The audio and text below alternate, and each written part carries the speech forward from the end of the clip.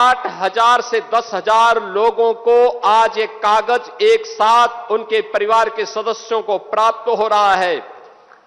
और बहनों और भाइयों, जो शेष बचे हैं उसको दूसरे फेज में वह भी हम करेंगे, उसकी कार्रवाई भी हमारी युद्ध स्तर पर आगे बढ़ रही है। शुरुआत होनी थी, इसलिए मैं आज आपके बीच में आया हूं।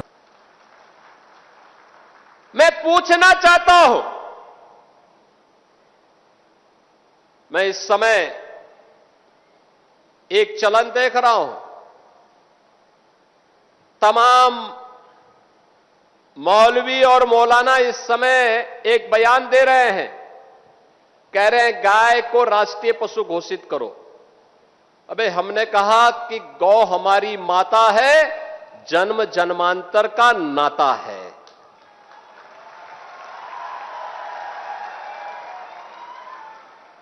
क्या मां और पुत्र के बीच में कुछ घोषित करने की आवश्यकता पड़ती है क्या? क्या किसी पुत्र को बताने की आवश्यकता पड़ती है कि तुम्हारी मां है, इसका सम्मान करो? ये हमारे संस्कार हैं। हमने अपनी मां के बारे में जो सम्मान का भाव रखते हैं वह भी, और हमने गाय को माता माना है। तो गाय तो हमारे लिए माता है, वो पशु नहीं। पशु तुम्हारी बुद्धि है, जो तुम हमारी गौ माता को पशु बोलते हो। तुम्हारी सोच पशुवत है, जो तुम गौ माता को पशु बोल रहे हो। और तुम्हारा ये दोगलापन है कि जो एक और गौकसी को प्रश्रय देते हो। मैं देख रहा था बकरीद में तमाम उनके चेले चपाटे अपने सोशल मीडिया हैंडल पर बकर ईद पर गौ माता का चित्र दिखा करके कह रहे थे कि बकर ईद की बधाई दे रहे थे। लेकिन मैं उनको बोलना चाहता हूं, यूपी में गौ हत्या का मतलब जान रहे हो ना क्या होगा? और जान रहे हो तो अगर जान रहे हो तो फिर अपने चेले चपाटों को समझा लो, नहीं तो कई कई पीढ़ियां याद करेंगी गौ माता के साथ किसी भी प्रकार की कोई हिमाकत की। तो मैं पूछना चाहता हूं, ये वही लोग हैं जो हमारी गौ माता को कह रहे हैं कि राष्ट्रीय पशु नहीं। अरे गौ माता तो स्वघोषित राष्ट्र माता है, उसको किसी को राष्ट्र माता घोषित करने की आवश्यकता नहीं। वैसे ही जैसे हमारी माता के बारे में किसी को परिचय देने की आवश्यकता नहीं पड़ती, जैसे गंगा माता के बारे में किसी को परिचय देने की आवश्यकता नहीं। हम सब गंगा माता की आरती करते हैं, गंगा पूजा करते हैं, अपने साथ गंगा पुत्र जोड़ करके अपने को सम्मानित महसूस करते हैं। हमारे तीर्थ मां गंगा के तट पर हैं, हमारे सारे संस्कार मां गंगा के तट पर संपन्न होते हैं। क्या कोई हमें बताएगा कि गंगा हमारी माता है? ये स्वतः स्फूर्त घोषित है, किसी आक्रांता कोई बताने की आवश्यकता नहीं। ये हमारे संस्कार हैं। हमने गौ को माता माना है, हमने गंगा को माता माना है, इसमें नहीं।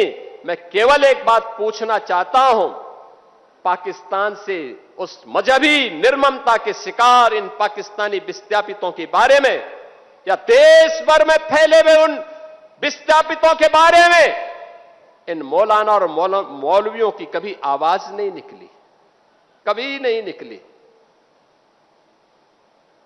कितना अच्छा होता ये बोलते कि इनकी संपत्ति को वहां पर उन कट्टरपंथियों ने कब्जा किया है, या वक्फ के नाम पर जिन्होंने यहां के हिंदुओं की जमीन को कब्जा किया है, इन विस्थापितों को हम दे रहे हैं, फ्री में देने की घोषणा करते तो हम मानते कि हां ये कुछ इनकी कुछ संवेदना है। लेकिन नहीं। और दोगला चरित्र जो होता है ना, यही होता है, मुंह में कुछ और पीछे कुछ। अब ये देश ये सोचने वाला नहीं है, इसके बारे में किसी प्रकार का कोई वो नहीं करने वाला है। एक भी मौलवी ने, एक भी मौलाना ने, जब बांग्लादेश में हिंदुओं का कत्लेआम हो रहा था आज से 6 महीने पहले, 1 वर्ष से लगातार चल रहा था, और जो आंकड़े यहां पर अभी कुंवर सुशांत सिंह ने आपके सामने प्रस्तुत किए, कहां 22% हिंदू आज घट के 7% बांग्लादेश में रह गया, कहां पाकिस्तान में 14% हिंदू मात्र 2% रह गया। ये मौलाना और मौलवी कभी पाकिस्तान या बांग्लादेश की सरकारों की निंदा नहीं करते, कभी नहीं करते। अरे थोड़ा जुमे की नमाज में एक बार यही घोषणा कर देते कि पाकिस्तान घटिया स्तर पर काम कर रहा है, भारत का दुश्मन है, भारत के दुश्मन को उसके ठिकाने पे जाकर के भारत के बहादुर जवान ठीक कार्य कर रहे हैं, कुछ नहीं। और इसीलिए मैं कह रहा हूं, इसीलिए सरकार ने घोषित भी किया है। आपने देखा होगा बकरीद के अवसर पर किस किस प्रकार की हरकतें हो रही थी। वो तो गनीमत है कि सरकार ने पहले से ही कदम उठाए हुए हैं, तब शांतिपूर्ण तरीके से पर्व और त्योहार हो पा रहे हैं। नहीं तो पश्चिमी उत्तर प्रदेश में तो गनीमत थी जी, सबके बारे में बड़ा मुश्किल होता था। रामनवमी, शिवरात्रि, जन्माष्टमी, दुर्गा पूजा, कावड़ यात्रा, ये सब सपने हो गए थे। बेटी स्कूल नहीं जा पा रही थी, व्यापारी सुरक्षित नहीं रह पा रहा था।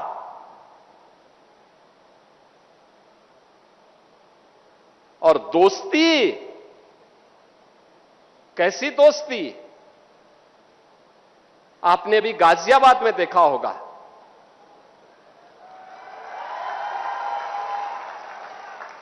दोस्ती की आड़ में छुरेबाजी, ये स्वीकार्य नहीं और कतई स्वीकार्य नहीं होगा। अगर कोई अपनी नालायक औलाद को समझा नहीं पा रहा है तो समझो कि गलती कर रहा है, गलती कर रहा है।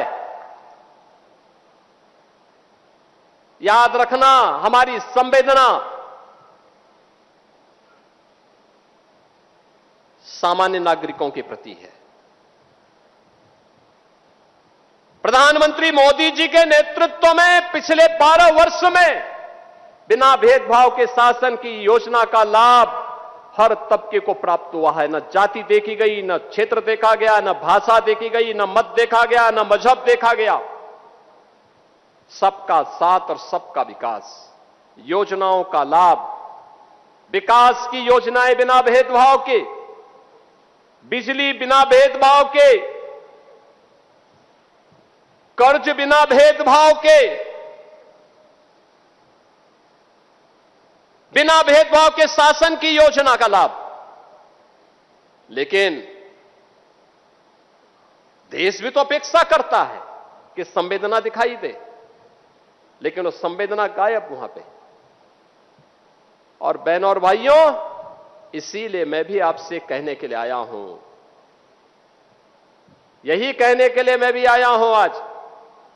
हम सबको इस बात को ध्यान में रखना होगा, हम सबको इस बात को ध्यान में रखना होगा कि अहिंसा और करुणा ये मानवता के भूषण हैं, किंतु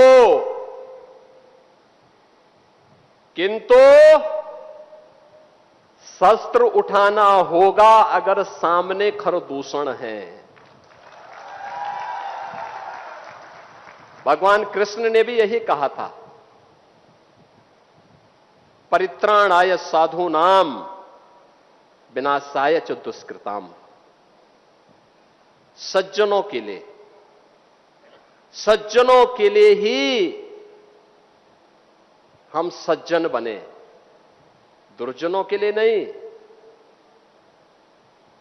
भगवान राम ने भी वही किया था, निस्सरहीन करो मही भुज उठाए प्रण कीन। एक ही लक्ष्य था, इस धरती को राक्षस विहीन कर देंगे, क्योंकि ये ऋषि मुनियों को, सामान्य नागरिकों को, गरीबों को, बहन और बेटियों की इज्जत के साथ खिलवाड़ कर रहे हैं। इनसे लड़ना होगा, इनसे निपटना होगा। देश के खिलाफ द्रोह करने वाले लोगों के प्रति उतनी कठोरता के साथ, उतनी निर्ममता के साथ लड़ने के लिए तैयार होना होगा। और आज का इस समारोह जो यहां पर हो रहा है, बहनों और भाइयों, उसी का हिस्सा है। एक संदेश देने का कार्यक्रम है। ये 1645 परिवार, जिसके माध्यम से लगभग 8 से 10 हजार की आबादी लाभान्वित होने जा रही है। इसमें पाकिस्तान से विस्थापित हुए लोग हैं, जिन्हें आजादी के बाद और आजादी के पहले पाकिस्तान से जबरन निकाल दिया गया, उनकी संपत्ति को कब्जा कर दिया गया। पूर्व सैनिक हैं, जिन्हें यहां पे सरकार ने लैंड आवंटित की थी, लेकिन उस लैंड आवंटन के फलस्वरूप उन्हें कभी यहां पर जो लीज डीड हुई थी, वह उनका मालिकाना अधिकार का हिस्सा नहीं बन पाया। आप सोचो ना, कितना पुराना, 75 साल, 80 साल बीत गए। 25 साल की एक पीढ़ी होती है, 3-3 पीढ़ी चली गई, कोई प्रोत्साहन नहीं। क्या कर रहे थे कांग्रेस के लोग, क्या कर रहे थे सपा के लोग, क्या कर रहे थे अन्य लोग? किसी के मुंह पे, सबके मुंह पे लगाम था।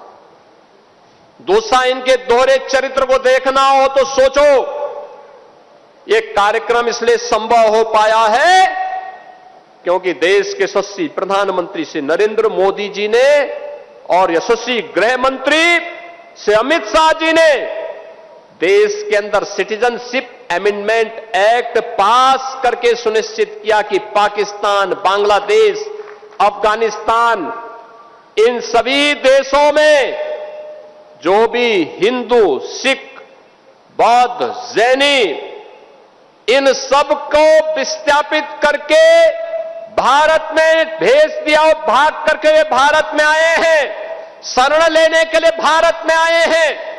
5 वर्ष से अधिक का समय हो गया है, तो उन्हें हम भारत की नागरिकता देंगे। याद करिए, एक्ट मोदी जी ने पास करवाया। उन हिंदुओं के लिए दुनिया के अंदर हिंदू, सिख, बौद्ध, जैनियों पर अत्याचार होंगे, कहां जाएंगे ये लोग? कहां जाएंगे? भारत में आएंगे। लेकिन भारत में कांग्रेस ने विरोध किया कि नहीं, इनको नागरिकता नहीं मिलनी चाहिए। ये बांग्लादेशी घुसपैठियों को नागरिकता देने वाले पापी हैं। ये भारत के खिलाफ द्रोह करने वाले अपराधियों को सम्मानित करते हैं। भारत का विभाजन करने वाली मुस्लिम लीग के साथ मिलकर के केरल में सरकार बनाते हैं, लेकिन हिंदुओं, सिखों, जैनियों और बौद्धों को मिलने वाले अधिकार में इनको ऐतराज था। ये कांग्रेस ने देश का विभाजन करवाया। इनके पाप के कारण देश का विभाजन हुआ, और देश का विभाजन होने के बाद जो पीड़ित हिंदू, बौद्ध, सिख, जैन यहां आए, उनको कहते हैं इनको नागरिकता नहीं मिलनी चाहिए। आंदोलन किए, बड़े बड़े धरने प्रदर्शन किए, बड़े बड़े प्रदर्शन किए इन लोगों ने। समाजवादी पार्टी, उसने भी प्रदर्शन किए, कहा नहीं होने देंगे। और मोदी जी ने भी ठाना था और हमने भी ठाना था कि हम होंगे, इसको जरूर करवाएंगे, जरूर करवाएंगे। और बहनों और भाइयों, आज मुझे अति प्रसन्नता है कि प्रधानमंत्री जी के इस विजन को आज हम यहां पे धरातल पर उतारने के लिए आपके बिजनौर की धरती पर आए हैं, बड़ापुर की धरती पर यहां पर आए हैं।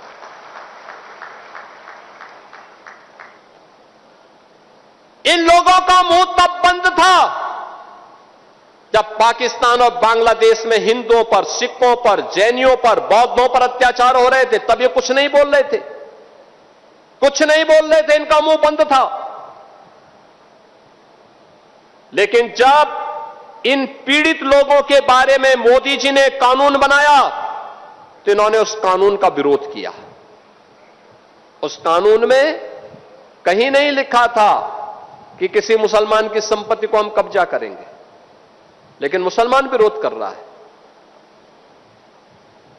यानी जो हमारे हिंदुओं का विरोध कर रहा हो, हमारे सिखों का विरोध कर रहा हो, हमारे बौद्धों का कर रहा हो, वो कहता गौ को राष्ट्रीय पशु घोषित करो।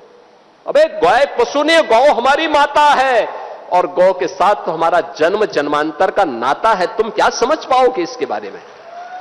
गौ माता के महत्व को तुम क्या समझ पाओगे? और आजकल ज्ञापन देने जा रहे हैं, ज्ञापन देने। हमने कहा ज्ञापन मत दो भाई, अपने उन सौदों को समझाओ जो सोशल मीडिया प्लेटफॉर्म पर बकरीद के दिन गौ माता का चित्र लगा रहे थे, उनको समझाओ, और नहीं तो वह दुर्गति होगी कि कई पीढ़ियां याद करेंगे। बहनों और भाइयों, बिजनौर हमारा एक बहुत समृद्धशाली कारीगरों के लिए, किसानों के लिए, ऊर्जावान नौजवानों के लिए और अपने नवाचार के लिए यहां पर अलग अलग तबके से जुड़े हुए, यहां का उद्यमी है, यहां का व्यापारी है, यहां के समाजसेवी हैं, इन सब के लिए जाना जा रहा है। मुझे बिजनौर में एक दिन रुकने का अवसर मिला था। रात्रि को मैं रुका था बिजनौर में, तब मैंने बुलाया था अलग अलग क्षेत्र से जुड़े हुए लोगों को, और मुझे बिजनौर की ताकत का एहसास हुआ था। और मैं आज आप सबसे कहने के लिए आया हूं कि विकास के पैमाने पे बिजनौर पिछड़ने नहीं पाएगा, कभी पिछड़ने नहीं पाएगा। आप परिश्रम करते हैं तब प्रदेश और देश का पेट भरता है। और इसीलिए जब हमारे सामने प्रस्ताव आया था बाढ़ से बचाव के लिए, यहां के माननीय सांसद जी ने, यहां के माननीय विधायकों ने मेरे सामने प्रस्ताव रखा, हमने कहा सबको स्वीकृत करो और मुझे